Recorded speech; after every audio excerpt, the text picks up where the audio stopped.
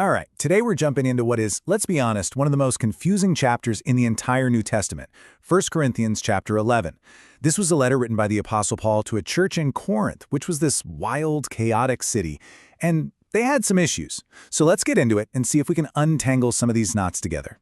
So right out of the gate, we get hit with this, a practice that feels, for many of us, completely foreign. Paul spends a whole chunk of this chapter on it. So why? Why was this so important? Was this supposed to be a rule for all women for all time? Or was there something else going on? That's the first big mystery we've got to solve. And listen, Paul does not hold back. He says things like this that just sound incredibly harsh and frankly bizarre to us today. I mean, it really raises the stakes. You have to wonder, what on earth was the context that would make him say something so strong? This is exactly the kind of line that makes people feel like this stuff is just hopelessly outdated. But is it? And just when you think it can't get any weirder, Paul pivots to something even more shocking. He warns the Corinthians that the way they were taking the Lord's Supper, communion, could actually lead to them getting sick or even dying. How? How could a sacred act of remembrance be tied to something so dire? This is the second major puzzle we need to piece together. Okay, so let's tackle that first big head-scratcher. The key here is to see that this wasn't just some random, arbitrary rule. At its core, this was all about cultural honor, social order, and trying to bring a little bit of reverence into their worship gatherings, which, as we're about to see, were a total mess. Now, when we hear head coverings, our minds immediately jump to things we know today, right? You might think of veils in the Catholic tradition or the hijab in Islam.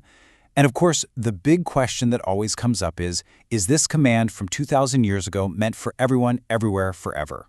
These are totally natural questions to be asking. To really get this, we have to do a little time travel. We've got to bridge this huge 2,000-year cultural gap. See, back in the Greco-Roman world, a woman's head covering wasn't just a piece of cloth. It was packed with social meaning. It said something about her marriage, her modesty, her family's honor. We don't really have that exact custom now, but we still have our own versions, don't we? We still talk about what's appropriate to wear to church. The underlying principle of showing respect in your specific culture, well, that's still very much a thing. Okay, so Paul bases his argument on this idea he calls headship. And this can be a really challenging concept. He lays it out like this: God is the head of Christ, Christ is the head of man, and man is the head of woman. For a lot of people, this right here is a major roadblock. It looks like a rigid, top-down hierarchy. It feels oppressive. But hang on, because Paul is about to do something completely unexpected with this.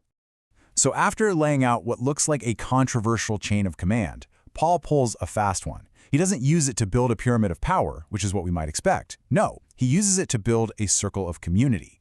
He's not trying to establish who's the boss. He's setting the stage for a really beautiful point about how we all need each other. And boom, here it is. This verse is the punchline. The whole point isn't about who's in charge. It's about mutual dependence. It's about partnership and this divinely designed way we're all interconnected. He basically tears down the idea of a simple hierarchy and paints this picture of a body where every single part is essential. So what's the bottom line on head coverings? It was all about applying a deeper, timeless principle, the idea of worshiping with order and respecting others, to a very specific, temporary cultural moment.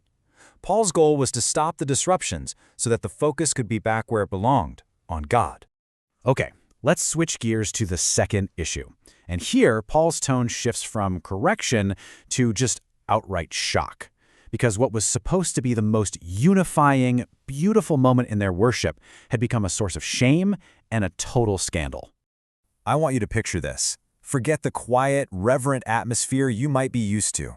The Lord's Supper in Corinth had basically devolved into a chaotic free-for-all. It was like a potluck party gone horribly wrong.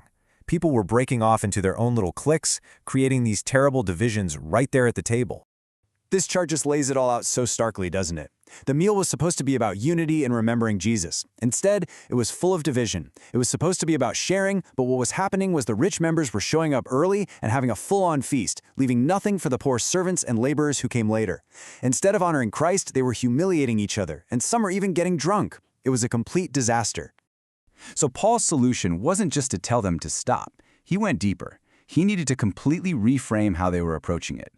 He basically tells them, hey, the problem isn't the bread or the wine, the problem is your heart. It's the attitude you're bringing to the table. It's all about how you participate. And this brings us to that one phrase that has caused so much fear and anxiety for centuries.